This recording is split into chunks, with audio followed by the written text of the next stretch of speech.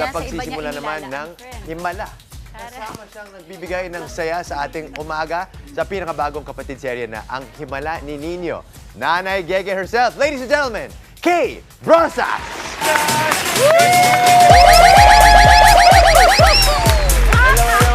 Grabe yung energy. Tasa energy. Grabe naman. Wala akong gana. Isa pa nga. Shot lang. Mga kapatid, Kay Brosas! Pahilahin mo na Ano natin. ba? Paano ba? Hindi. Gusto mo, ulitin ko ulit. Pabaliktad na. Okay, is it Nanay Gege or Mamay Gege? Mamay. Mamay Mamay Gege. Gege. Pero kasi yung Mamay, di ba, kadalasan sa Pilipino, yan ay galing sa Bicol, Mamay. Pag sa nanay or sa lola. Okay, kasi Miss Kay, alam mo ba na lahat halos na na-interview po namin dito na parte ng cast ng Ang Himala ni Nino, kapag tinatanong, "Uy, paano kayo sa set?" Ganyan. Parang sino yung paborito nyo na ano, kayo pong laging sinasabi. Talaga ba? Asan ang proof purchase? Teka lang. Let's watch this. Ay, wala. Wala. Ma, alam Thank ko you. naman din yung dala ng isang Kay Brosas. Pero ikwento natin, paano nga ba kayo sa set ng Himala sa Nino? Ganito din. Ganyan, di ba? Oo, kailangan kasi masaya, di ba, sa set? Kasi nadadala yun eh. Sa screen, if ever live man yan, live shows tulad ito, or performances, or even teleserye. Kailangan yung bonding, authentic. Wow! Wow! I guess more so dahil yung ganitong klaseng programa, Himala ni Nino, medyo lighthearted pero may kapupulutan. So kailangan ata offset, ganun din kayo. Exactly. At syempre, yung di mawala yung comedy, syempre, di ba? At saka siguro, kaya din ako nandito. Uy, Nandun sa hindi. cast. Siyempre, kailangan din ng ganda at ganda ng boss. Tama na. Na-record nyo ba yun? Kumakanta po ba kayo dun sa mismong kwento, do you have to sing also? Kasi ang ganda ng boses, di ba? Thank you. Pero actually, yung character ko dito is, dati akong Japayuki. Oh, Kami ni Lilet. okay. So, performers kami. So, nagpa-perform Before. din kayo sa Before. Tapos nasa Bukang Liwayway na kami. Doon na kami nagnegosyo and everything. Pero ano bang asa? Ano bang kwento? May backstory ba si Mamay? Meron. Oo. Surprise. Surprise. May love interest mo siya? Nag-request ako. Inindihan Pagbigyan ba? ako agad-agad. Sabi, no love interest dito. wala. Sabi. So ano nga bang kwento ni Mamay Gege? Abangan nila yan. Ayan. Pero ang maganda rito is lahat kami ay, kumbaga lahat dito ng characters, mayroong talaga, may shining, shimmering May spotlight, may moment. Yun yung maganda, di ba? Hindi lang nakatutok sa isang ganito. Parang every month or every week, I'm sorry, connect me if I'm wrong.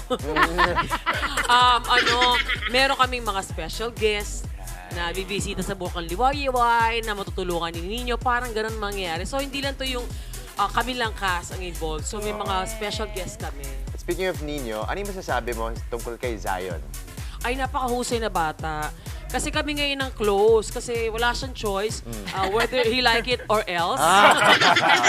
Kasi, Kami ko na talaga pulot. I know, Connect me if I'm right? wrong at whether he likes it or else. Or else. Kasi nga, sa aking panandalian,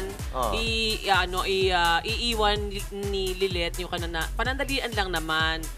Sa akin, bale, magiging lang din ako. Pangalawang ina, in a way. Ayun. Ayun. Kaya gano'n. Kaya lagi kayo magkikisaya ng bata. Kasi yun nga.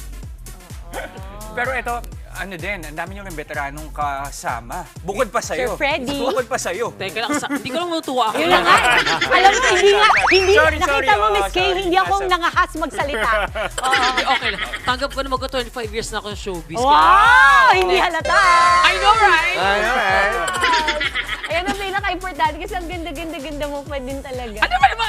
Nag-lip tint lang ako.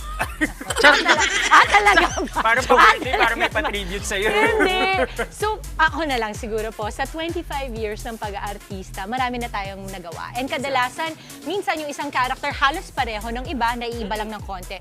How do you define naman po si Mamay Gege, yung kaibahan naman niya from the other roles na nagawa po ninyo? Actually, sa teleserye, hindi lang ako talaga masyadong visible Sa teleserye. Konti lang yung nagawa ko. Pero hindi naman sa pag-aano, pero ito yung pinakamalaking role na naibigay sa akin. Thank you, TV5. Thank you, Cornerstone. At saka, pero dito kasi, ito yung halong may drama, may iyakan, pero may comedy. Tapos, ang maganda is family-oriented yung itong teleserye na I think kailangan natin ngayon sa panahon ngayon. 'Di ba? Yung ibalik natin yung mga pamilya, yung mga values and everything. Wow, ang lalim. Wow. Saka sabi nga natin yung serie na iimbitahan mo yung mga anak mong panoorin. Oo. Yes, sabay-sabay yung pamilya. At saka feel good siya. Yung naramdaman kong vibe sa inyong lahat na nagpunta po dito, pa isa-isa, pa dalawa, feel good siya. At ngayon, talagang nasemento yun sa hearts namin. Kasi nga, all this time, ang binabanggit nila, ay, ang saya po ang kasama ni Miss Kay Totoo. Rosa. Imumontage Happy ko. birthday po pala. Tama. pala today. Okay, imbitahan natin. Ating mga kapatid. Yes, ito, camera ko. Ayan. Maraming salamat po unang-una sa mga nakapanood na kasi ang saya-saya ng mga feedback. Maraming salamat. Ang Himala ni Nino everyday po Mondays to Fridays 11:15 po ng umaga bago mag-Itbulaga. At abangan niyo ako buong araw. Dito ako matutulog sa TV5. Oo, hindi. Ang dami kong gagawin. Ang dami kong labada. Dami ganap. Oo. Dami ganap. Ang dami kong puntahan. Itbulaga, andyan ako. Abangan nyo. Ayan. Ayan. Yun lang po. Maraming po salamat. God bless.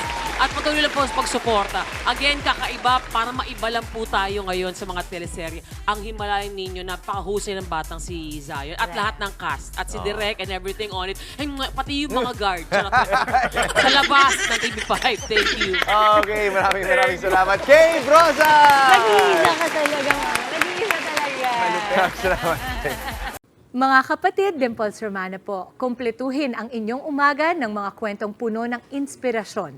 Salubungin po ang bawat araw ng may ngiti at pag-asa. Kaya't mag-subscribe na po at mag-follow na sa aming social media pages ng News 5.